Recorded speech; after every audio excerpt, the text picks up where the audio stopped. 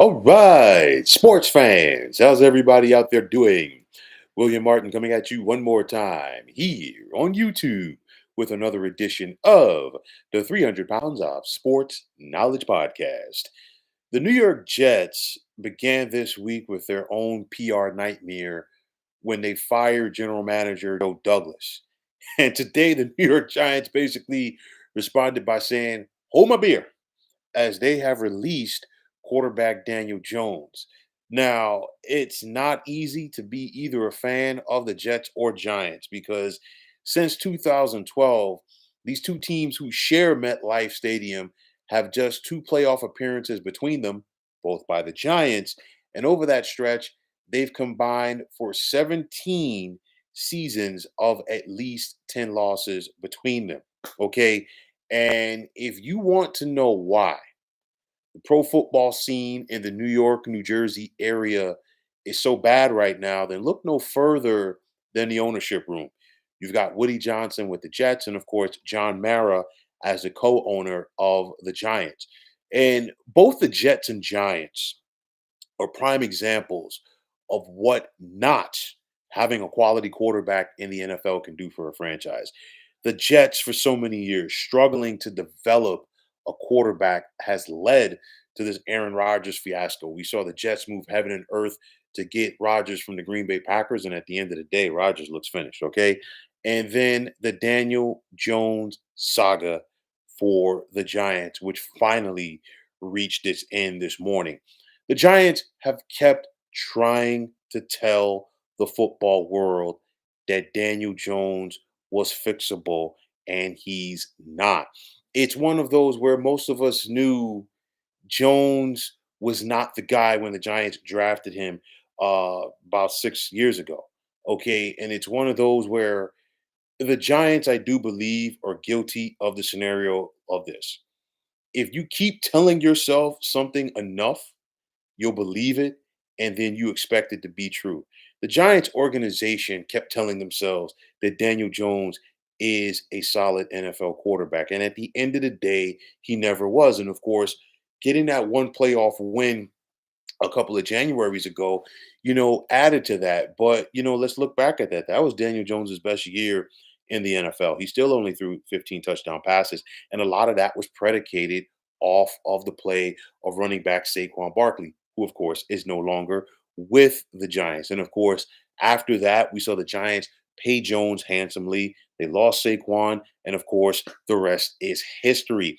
And now, before releasing Jones today, the Giants, just like they did with Eli Manning a couple of years ago, granted things are totally different, they turned Daniel Jones into a martyr because this was a perfect time to cut bait, even though there were plenty of other times to cut bait with Daniel Jones over the years. But nonetheless, getting back to this week, you were on your bye. You could have done it quietly and just said, you know what, we're releasing Daniel Jones. No ifs, ands, or buts about it. The Giants first benched him, demoted him, and before you know it, he was running the scout team, not as a quarterback, but the safety. And of course, it finally came to a head today when Jones went to John Mara and asked for his release. And of course, the Giants granted it. The tabloid papers in New York City are having a field day with this, as the Jets and Giants are giving them so much material to write right now. And if you're a football fan in the Big Apple or the New Jersey area, I feel bad for you because there's really not a lot to look forward to football wise, unless maybe you follow Rutgers and they're trying to hang in there and get to a bowl game out of the Big Ten. But nonetheless, you look at both of these beleaguered franchises right now and you ask yourself, who is in the better position to turn things around? The Jets, are going to be getting a new general manager and a new head coach heading into next season. But of course, it doesn't matter who they hire. Why? Because Woody Johnson still cuts the checks there. The book is still out. We know on Giants general manager Joe Shane and head coach Brian Dayball. Shane passed on one of the top quarterbacks in last April's draft, and I think he's paying for it right now. And he might pay for it soon with his job. We don't know, but nonetheless, whether that's Shane making that decision next April or not, the Giants got to go out there and find themselves a new signal caller. I'm sure Tommy DeVito has his fans, and the New Jersey area, but guess what? He ain't the long-term answer for the Giants at quarterback either. So maybe not for the Jets, but for the Giants, you have to ask yourself, when did things get so bad? Because the Giants, it wasn't that long ago, once you peel back the surface, they were winning and contending for Super Bowl championships. And of course, the Giants' last championship came back in 2011.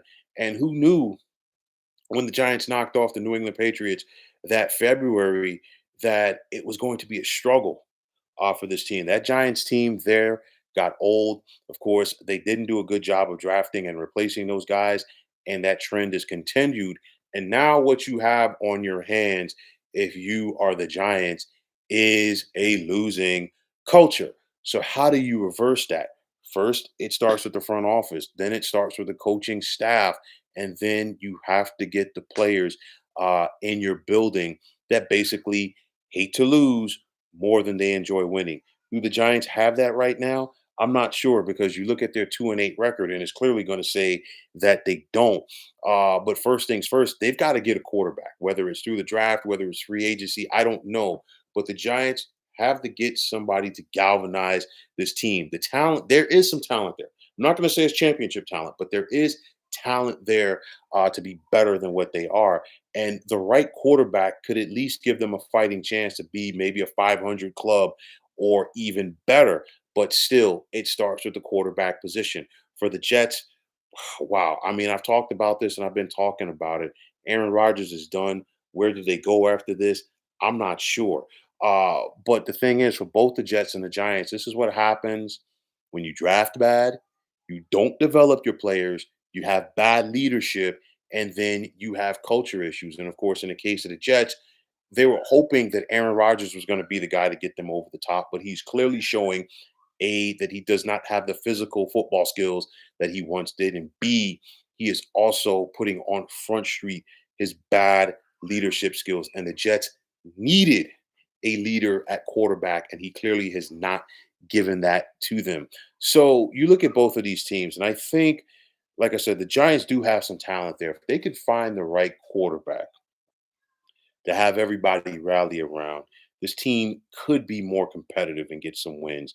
The Jets, they've got to get themselves a general manager. They've got to get themselves a head coach, and they got to figure out first things first, what are they going to do at the quarterback position? And if you're the Jets, you've got to say, hey, if we're going to start off fresh again at the quarterback position, we've got to get ourselves the right people around said quarterback to go out there and help him grow. So you look at both of these teams. You've got the Giants sporting a 2-8 record. You've got the Jets sporting a 3-8 record. Both of these teams are going to be picking in the top 10, maybe top 5 of next April's draft. And it's one of those where if you're a Jets and Giants fan, it's a trend that's been happening too often. Seeing your team, your favorite team, pick early on in the draft, and also seeing your favorite team screw it up. There's an old saying, and it's very true. When you miss on a first round pick, it really sets your franchise back, especially when that pick is in the top 10 and when it's really in the top 5, and especially when we're talking about the quarterback position. We saw the Jets whiff on Zach Wilson, and we saw the Giants do the same with Daniel Jones. Of course, Daniel Jones was not a product of this current Giants front office. That was former general manager Dave Gettleman. But nonetheless, like I said before, the Giants organization made the mistake, I do believe, when they brought in Joe Shane as general manager and they brought in Brian Dayball as a head coach. That was the moment when the Giants organization should have gotten a new quarterback. Why? Because now you've had Shane and Dayball try to regurgitate Daniel Jones, if you will, and all along he wasn't their guy. If you're going to bring in a general manager, if you're going to bring in a head coach, allow them to go out there and get their guy at the quarterback position. And I feel like it's 3 years wasted for Shane and Dayball with the Giants. And at the end of the day, it might cost them the jobs. Maybe not this year, but soon. In the case of the Jets, we saw the Zach Wilson fiasco, and what makes it worse is, they had Geno Smith looking like he couldn't play. He went to Seattle and revitalized his career. They had Sam Darnold looking like he was one of the worst draft busts of all time. Okay. And look at what he has done with his NFL career. So clearly, it's the Jets organization. It's one of those, if you're the Jets and the Giants, it's a race to the bottom. And it's a song that you've been hearing played on the jukebox oh too often if you're a Jets and Giants fan. We're not even at Thanksgiving. Both of these teams are out of it, and their fan bases, respectively, do not have anything to look forward to. Maybe if they're basketball fans, they could follow the Knicks, or maybe not even the Nets, definitely the Knicks in the New York, New Jersey area. And of course, you got the Devils, Islanders, and Rangers. And then, of course, it's still about 2.5, maybe 3 months before pitchers and catchers report. So, nonetheless, another season down the tube for Big Apple football. We're talking about the media capital of the NFL, and they really don't have a leg to stand on as far as a quality football team. There was a lot of excitement for both of these teams in September. It waned very quickly. And like I said, right now it's tough to be a Jets fan and it's tough to be a Giants fan. The state of New York football, the New York area football is not that good. And at some point, you're hopeful that the tide will turn. But folks, that is going to wrap it up. And as always, I want to take this time out to thank each and every one of you for tuning into the 300 Pounds of Sports Knowledge podcast here on YouTube. I want to take this time out to thank all of you fine folks out there for tuning in. And if you haven't already, please feel free to subscribe to this channel. Now, if you're on the X, formerly known as Twitter, please feel free to follow me at 300 Pounds of Sports. And like I always say, if you follow me, it will be my pleasure to follow you right back. There's also the sports discussion group on Facebook at the Sports Depot 365.